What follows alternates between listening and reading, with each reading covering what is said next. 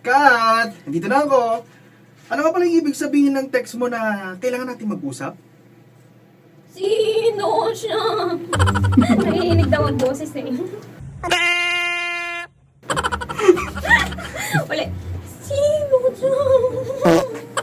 Ano? Sino siya? Huwag mo na akong paikutin, Mike. May nagpadala ng litrato. Ikaw, hubad, natutulog. Oh no! May ibang babae sa kama mo. Oh no! 2 linggo na lang bago ang kasal natin, Mike. Kat, teka lang. Pwede bang makinig ka muna? Pwede bang ipaliwanag? Liwanag? Ipaliwanag mo kung paano mo nagagawang ipagpalit ang 5 taon sa isang gabi?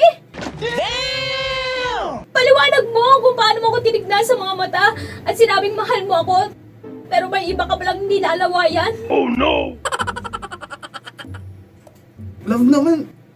Nausog kasi siya kaya nilawayan ko siya. Charas. Pero marami namang laway yun. Nagkamali ako, Kat. Isa lang yun. Isa lang yun, Kat. Wala siyang halaga. Bola lang yan. Alam ko walang sapat na salita na pwede akong sabihin para patawarin mo, pero ikaw lang ang mahal ko, Kat. Ituloy pa rin natin to, please. Isang gabi lang yun, isang pagkakamali lang yun. Magbabago ako.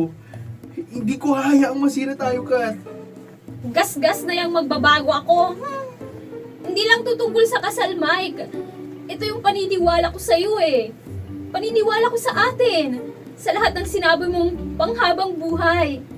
Anong klaseng simula to kung may lamat na agad?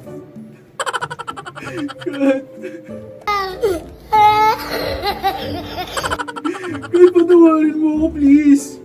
Lahat handa naman akong gawin eh. Lahat handa na. Ang simbahan, mga invitations natin, mga ninong at ninang. Okay na. Pati yung pamilya natin.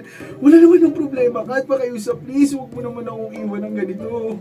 Lahat nga handa na, Mike. Pero ako, hindi na.